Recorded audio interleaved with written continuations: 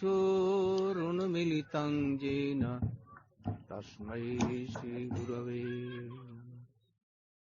वञ्चाकल्पतरुभ्यश्च कृपासिन्धुभ्यैव च पतितानां पावनेभ्यो वैष्णवेभ्यो नमो महावदन्याय कृष्णप्रेमधायते कृष्णाय कृष्णचैतन्य नाम्ने गौरत्किसे इतो निसिंह परतो निसिंह जतो जतो जामि ततो अंतर्निसिंह बहिर्निसिंह निसिंहमादिं शरणं प्रपद्ये।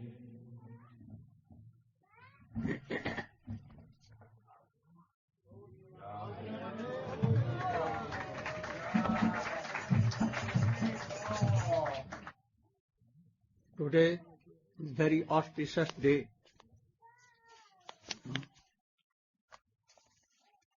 The birthday of Prahlada Maharaja, appearance day of missing day.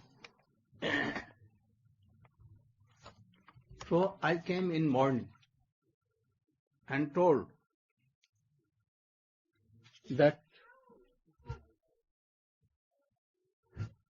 all these speakers, at least not less than 12, more than 12, 20 devotees should explain and speak on the subject. Only I think it would be better that they have not spoken anything of a slok and its meaning given by Srimad Bhakti Vedanta Swami Maharaj and his purpose. It was more, lakhs, millions of times better.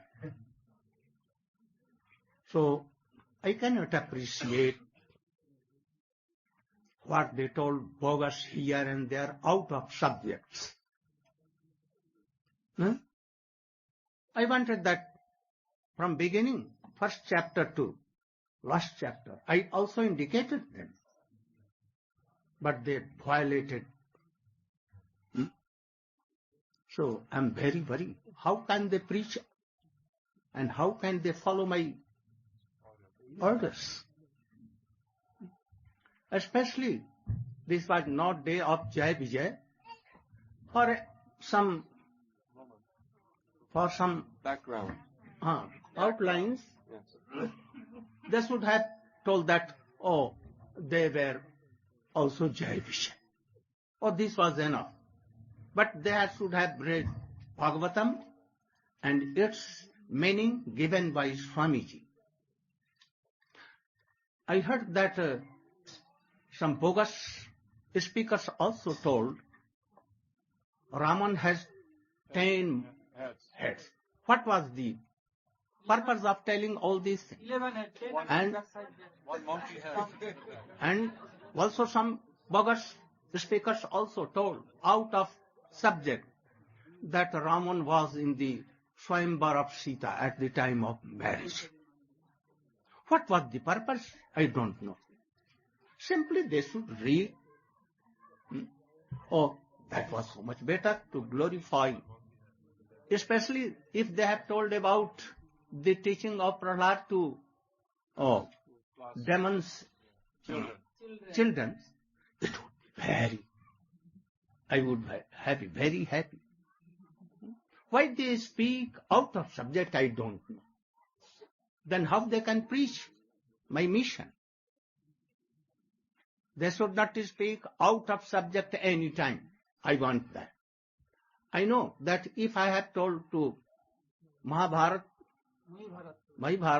to Radhakant, Atul Krishna, Prabhu, they had done more better than these speakers.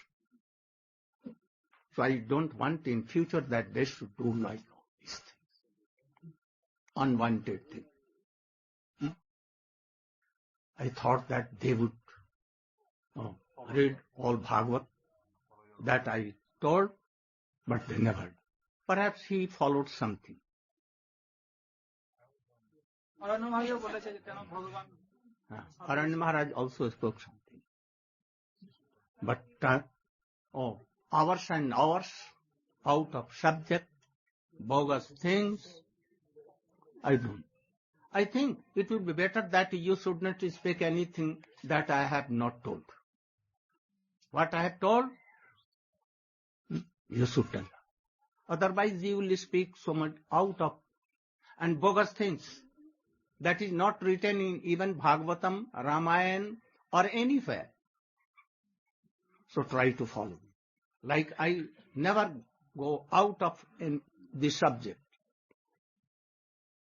and speak which is written thoroughly in Srimad Bhagavat and ethics. Not like, not hearing by anyone. Not hearing. Only any bona fide. Then I am coming to subject. You should be alert and very careful about this. I am worried for one person so much. And he is here. I don't want to take his name. Bogus person.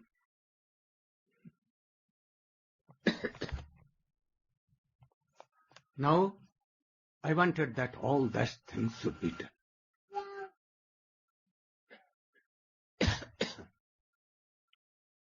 When Prahlada Maharaj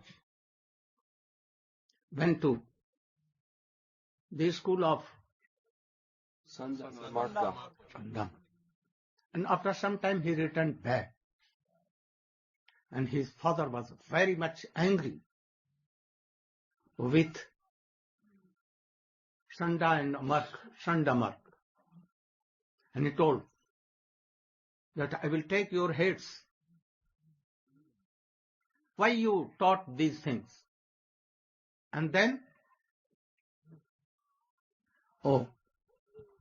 trembling he told, I am not told like this. I have not told that what Prahlada is telling. I don't know why he is telling himself. You can ask who has taught, myself or another.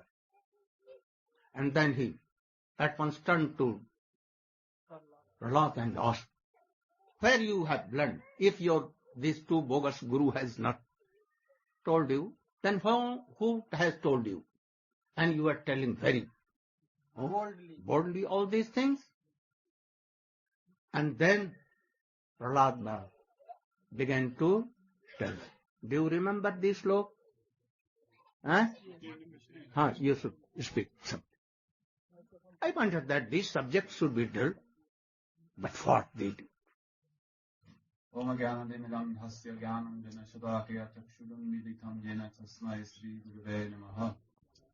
So, what Prahlada Maharaj answered to Hiranyakashipu? Matirna Krishne Parato Satova Mito Vipadyeta Griha Vradanam Haranta Govir Vishatam Namishram Puna Kunaschar Vitajarvananam.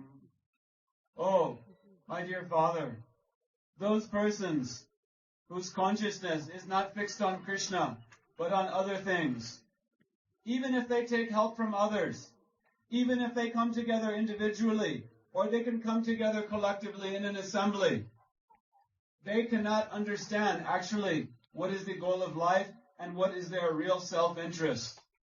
The real self-interest is to engage in Hari Bhajan, and they can never know this, not by all of their endeavors, not by coming together, not by making any committee or group or anything. What is their problem? Oh, they have uncontrolled senses.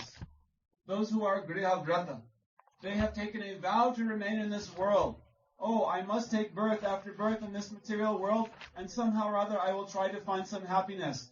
This is called Grihavrata or Grihamedi.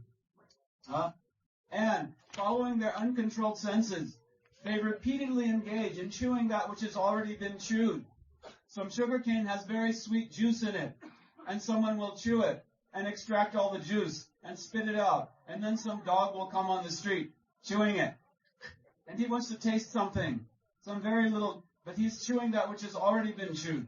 This is the position of those who are trying to enjoy in this material world. There is no rust. There is no real enjoyment in this world. But still, we are very foolishly slaving, working very hard, trying to extract a few drops of pleasure, like one drop of water in a burning hot desert. And following this path, what will be the destination? Atanta gopir vishatam tamishram. Then they enter into the darkest region of ignorance, and they must go to hell to suffer so many reactions for all of their Who will sin. go? Guru and disciple both. They will go to hell. Both. And then, nate Nate vidu svartagatim hi vishnum durashayage bahirartamaninas anayatandhe rupaniyamanas teki shatandhyam urudam nibadha. They cannot know what is their real self-interest, who is the ultimate goal of life, which is to worship the lotus feet of Sri Krishna. And they are instead pinning their all aspirations on false hopes, vain hopes of trying to enjoy in this world. And those things which are external to their real self-interest, those things which have nothing to do with their real self, the body, wife, children, home, family, job, society, all of these things, they are pinning all of their hopes on these things, that somehow or other these things will make me happy. And such persons are completely blind. They do not see their real self-interest, and they do not see the goal of life. And it is as if they are following other blind persons. If one blind person is following another blind person, what will be the result? They must fall into a ditch. As Gurudev is saying, if Guru is blind, if Guru does not know, Aradhyo Bhagavan Vrajeshatanayastadhama Vrindavanam, all of these things which have been given by Sri Chaitanya Mahaprabhu, for which we have the greatest respect, then Guru, disciple also, must go to hell. If anyone is pretending to be Guru and leading another person, but that person, their eyes are still closed, if they are not seeing, param drishtva nivartate, if they have not actually experienced, if they have not realized who is Brajendra Nandan Sri Krishna, then that person, Guru and disciples both, they must go to hell. Because one blind man leading another, this is called in Sanskrit, Andha Parampara Nyaya. It is the logic of the blind leading the blind. And what will be the result? They must stumble into a ditch. Hare Krishna. No. Then Hiranyakashipu became very angry. You want to tell me that I am blind and my Guru, Shukracharya and Sandamark, they are bogus persons, they are not intelligent, they don't know anything. Only you know more better than them. I will kill you. Then Prahlada Maharaja what told? Naisha Mati. Naisha Mati Stavaduru Kramangrim Sprashantyanarta Gamado Yadarta Mahiyasam Vadagajobhishekam Nishkinchananam Navranita Yavat. Oh yes, you both are blind. Your Guru and you. You are demon, I know. So you are blind. And if you are not taking the dust of lotus feet of high qualified Vaishnavas, then your mati, your intelligence. Go. How can your intelligence be fixed at the lotus feet of Krishna if you have not bathed in the dust of the lotus feet of any great elevated Vaishnava? It will not be possible.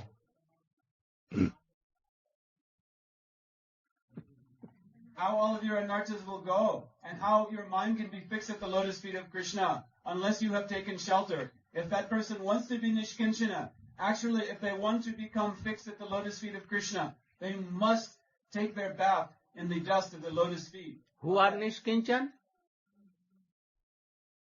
Who is Nishkinchan? One who has no possession, whose only possession is Sri Krishna. Sri Krishna Padabja Tritaika Hridi. One in whose heart there is that supreme possession, the treasure of the lotus feet of Sri Radha and Krishna. Taking shelter of that personality, only then can we achieve success. Oh, good. I wanted all these things to be explained here, but bogus speakers, they told so many things out of subject. I don't know how they will preach in future, so I don't want these things. And then what became? What became afterward? Oh. He became very angry, and he took his sword and club and wanted to kill him, and he ordered that bring mad elephants, and bring poisonous snakes and throw on him, and they should kill him. Oh, bring poison and give him forcibly. Oh, bring my sister, throw from mountain, in ocean. Oh, binding him in any stone piece that he should drown. And they did. Oh, thousands of soldiers came to kill him, but they could not do anything. Then he became fearful. Oh, I wanted to kill him, but he is not going to kill. So it may be that I will be killed by him. And he became very anxious for this. But Chandamark were there. They console him. And they told, oh, don't be worried. You have owned Indra, all the demigods. Why you are so anxious? Oh, this is like a mosquito.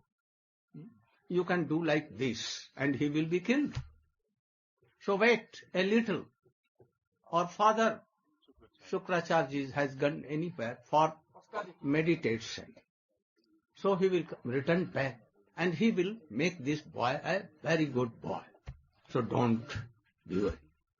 And then they took Prahlad with him. And they took to their school and began to teach again. What teaching?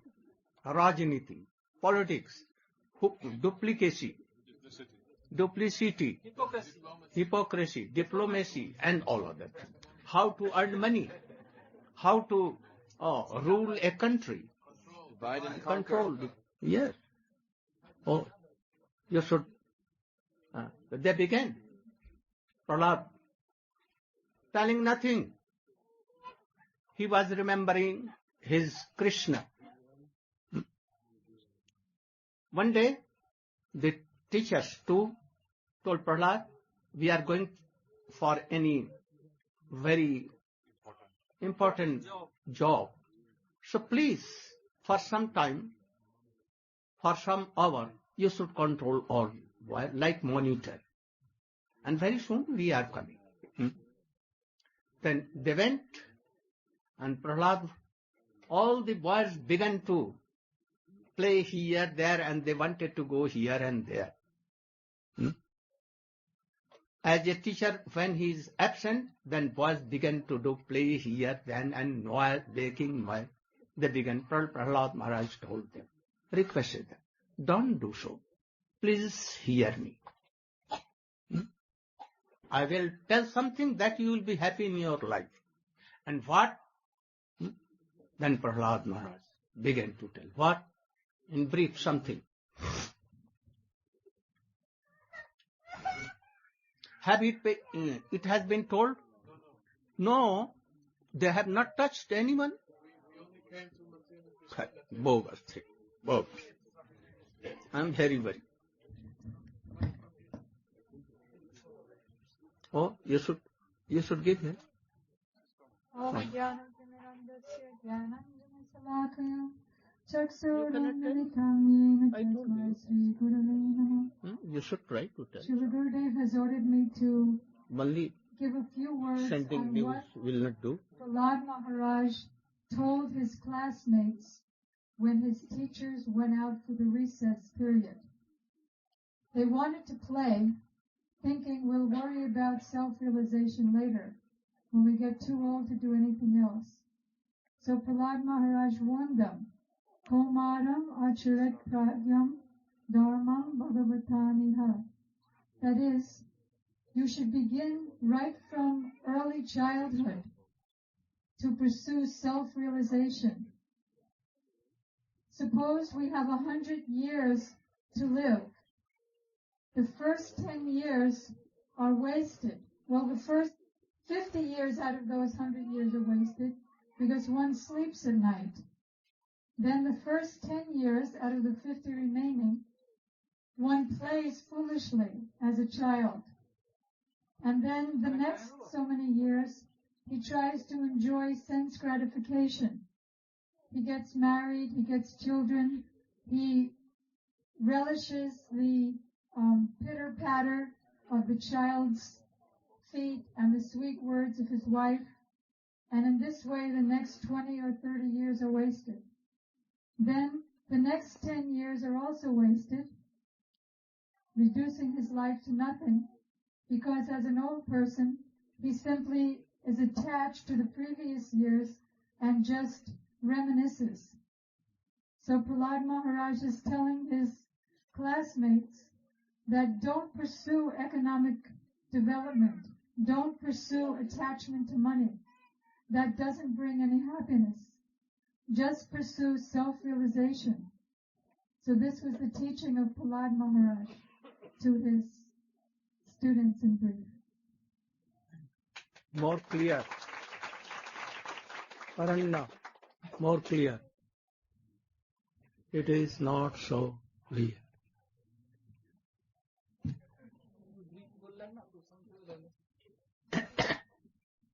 She should touch the point all.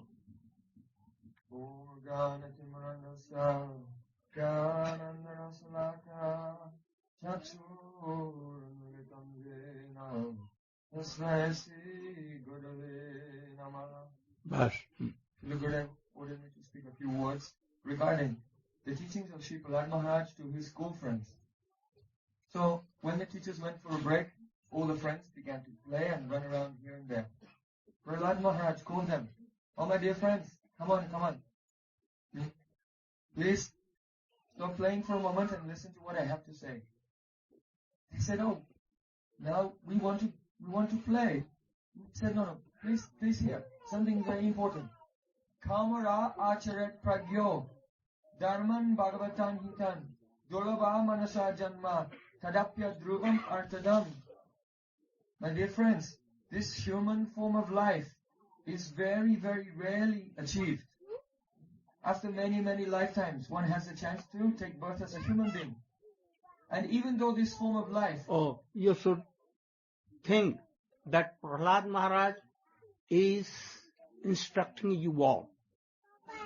And try to follow in your life all these instructions. And then you should help others. If you are not yourself following, how can you teach others? Go on. Even though this human form of life is temporary, like the other forms of life that also come and go very quickly. So even though this human form of life is also temporary like them, yet still it is artadam. It has the facility, it has the power to give something which other forms of life cannot give. What is that? Dharman bhagavatan hitan. In the human form of life, one can engage in Bhagavat Dharma, that is Prem Dharma, the loving devotional service of the Supreme Personality of Godhead, and make a solution to all of the problems of life. They told him, "But Prahlad, we can't do these things when we grow old. Religion is for old people." He said, "No. Kamara acharet pragyo." From the very beginning of your childhood, Kamara means from the age of 5. at once you should take to this. Why? Because if you don't, every moment of your life which is passing, you're collecting so many sanskars, so many impressions.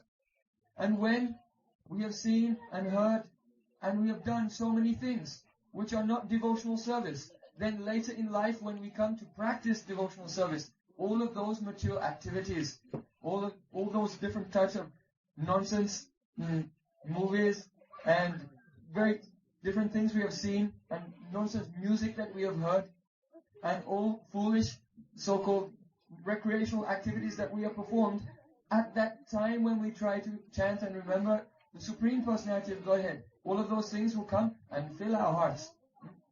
The sound of the children calling, and very deep attachment comes to house, to the home, even to the furniture in the house. How many very deep connections come just by living a materialistic life. So he said, no, at once from your childhood, while your heart is somewhat smooth and not filled with the clutter of so many material experiences, you should spend your time in hearing, chanting and remembering. Otherwise, 50 years of your life will be lost in sleeping. The first 10 years of your life is... No, after that. Not prayaso kartabyo. He told them, na prayaso kartabyo. It is not your duty to work very hard for searching for material happiness in this world. Why? Because all types of happiness, just as distress comes automatically, this happiness, it will come by itself without any endeavor. So if you are working hard in this world, in order to acquire for yourself security and comfort and material facility, then you're wasting your time. Because whatever comfort and security and facility will come, anyway it's coming by the laws of karma, as a result of your karma file. So don't squander your time in this. You should try to attain the service of the Supreme Personality of Godhead. Hearing the very bold words of Prahlada Maharaj, his friends were impressed. So they asked him, so how can we do this? How can we follow this path of devotional service? He said, please, patiently listen. Have you explained? Guru Shishya. The 100 years of... you should tell that. Otherwise, if you not take to the path of devotional service, what will happen? 50 years of your life will be spent only sleeping. The first 10 years of your life will be squandered only playing games. Because in childhood, we have no good sense to understand what to do and what not to do. Then the next 10 years of your life will be spent in education, trying to learn some skill, some art, some profession, by which you will maintain yourself in your life. So 50 years are gone in sleep. First 10 and then another 10 years in childhood and education. And the last 20 years of life, from the age of 80 to 100, then what can you do? What can you do? You cannot do anything because the body is falling apart. If you try to chant, coughing, mucus, headache, pains here and there, going to the doctor every day, then how will you use your energy and become absorbed in the service of Krishna if you begin at that time? This is quite irrational. If anyone wants to become a lawyer, then they start studying. From the age of 5, they go to school, and then college and university, they become a lawyer. No one will tell their children, when you're old, then you should begin to learn. Why? Because at that time, when you're old and you start to learn something, your memory is already finished. You cannot learn or remember anything. At that time also, how can you give up your newly married wife? Weeping small children.